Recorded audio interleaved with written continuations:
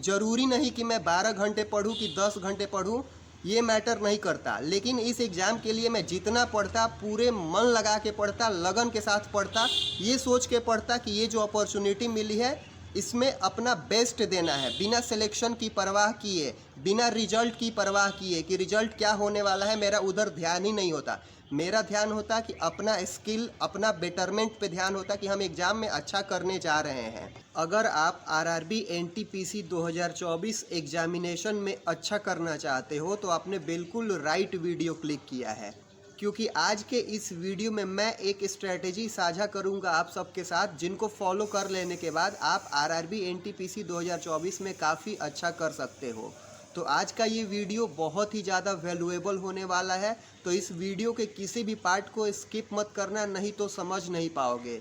हो सकता है कि आज का ये वीडियो थोड़ा सा बड़ा बन जाए, तो आप वीडियो के स्पीड को 1.25 या 1.5 का स्पीड करके देख सकते हो, जिससे आपका वैल्यूएबल टाइम बचेगा।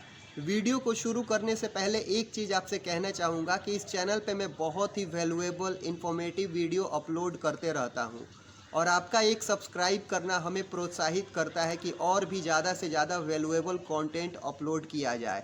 तो आप पहली बार इस चैनल पे आए हो तो सब्सक्राइब ज़रूर कर देना, साथ ही उन कैंडिडेट तक भी साझा कर देना।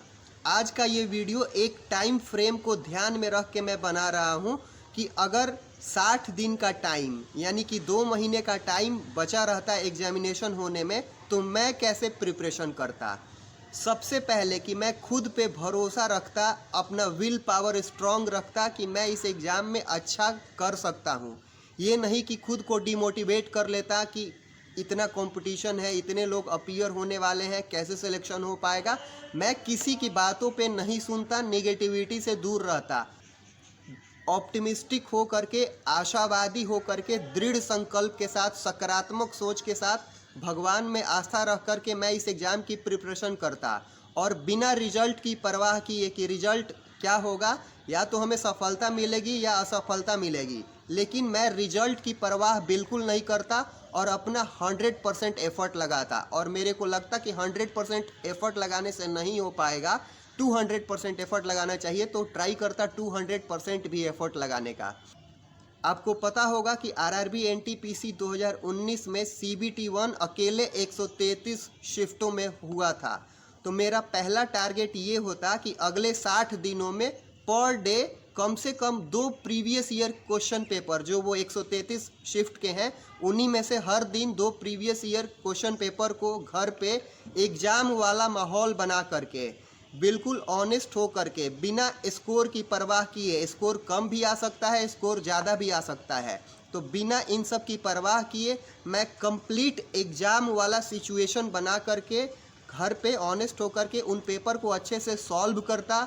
और उस सॉल्व करने के दरमियान बहुत सारे मेरे को डाउट मिलते, कुछ सवाल नहीं सॉल्व हो पाते, तो उनका प्रॉपर अच्छे से एनालिसिस करता, सॉल्यूशन करता, और सॉल्यूशन कुछ इस तरीके से करता कि वो जो उस टाइप का सवाल, उससे मिलता जुलता सवाल, उसका डाटा डिजिट बदल के सवाल अगर फ्यूचर में मेरे एग्ज़ाम में आए तो वो मेरे से छूटना नहीं चाहिए, इस टाइप से मैं सॉल्यूशन करता। और 60 दिन में अगर मैं कम से कम 2 previous year question paper solve करता हूँ तो 60 दिन में 120 हो जाएंगे। लेकिन किसी किसी दिन, जैसे कि संडे को या किसी दिन एक्स्ट्रा टाइम रहेगा, तो उस दिन 3 या 4 भी सॉल्व करने का ट्राई करता है, ताकि मेरा 133 शिफ्टों का पेपर हो जाए।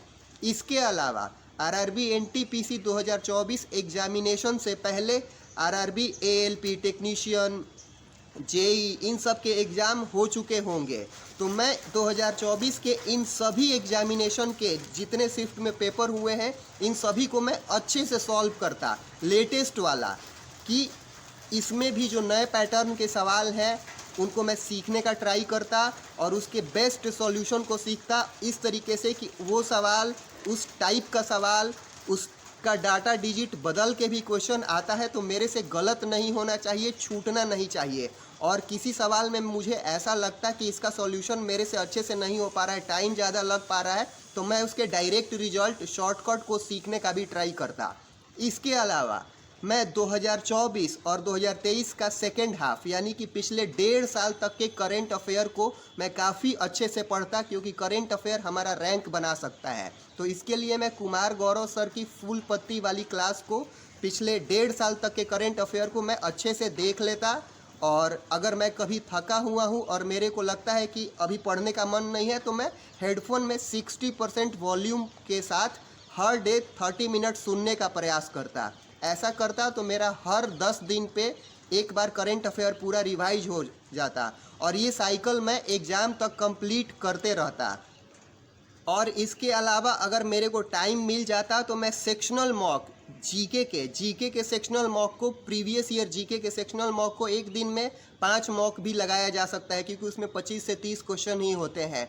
10 मॉक भी लगाया जा सकता है। तो मैं अगर रिमेनिंग टाइम में मेरे को टाइम बच जाता, अगर मेरे पास टाइम बच जाता तो मैं उन 5-10 मॉक को भी लगाने का ट्राई करता। जरूरी नहीं कि मैं 12 घंटे पढूं कि 10 घंटे पढूं, ये मैटर नहीं करता। लेकिन इस एग्ज़ाम के लिए मैं जितना पढ़ता, पूरे मन लगा के पढ़ता, लगन के साथ पढ़ता, ये सोच के पढ़ता कि ये जो अपॉर्चुनिटी मिली है इसमें अपना बेस्ट देना है, बिना सिलेक्शन की परवाह किए, बिना रिजल्ट की परवाह किए कि रिजल्ट क्या होने वाला है। मेरा उधर ध्यान ही नहीं होता। मेरा ध्यान होता कि अपना स्किल, अपना बेटरमेंट पे ध्यान होता कि हम एग्ज़ाम में अच्छा करने जा रहे हैं। और मैं नेगेटिविटी से दूर रहता, बिल्कुल ऑप्टिमिस्टिक हो करके प्रिपरेशन करता और इरिलीवेंट चीज़ों को मैं नहीं पढ़ता। बहुत सारे लोग एग्जामिनेशन में बहुत हाई लेवल के, बहुत डिफ़िकल्ट लेवल के सवाल को पढ़ने लगते हैं। मैं उनको नहीं पढ़ता, क्योंकि मुझे एग्ज़ाम क्रैक करना है, ना कि ज्ञानी बनना है। इस हिसाब से मैं राइट डायरेक्शन में, राइट स्ट्रेटजी के साथ प्रिपरेशन करता। और रेलवे के जितने भी प्रीवियस ईयर क्वेश्चन पेपर जो जीके के हैं, वन लाइनर फॉर्मेट पे, जिनमें आंसर बगल में लिखा रहता है, मैं उस किताब से कम डेली 5 से 10 पेज पढ़ने का तो ज़रूर ट्राई करता। याद होता तो अच्छी बात है, नहीं याद होता तो भी कोई बात नहीं, मैं कंटिन्यू पढ़ते रहता।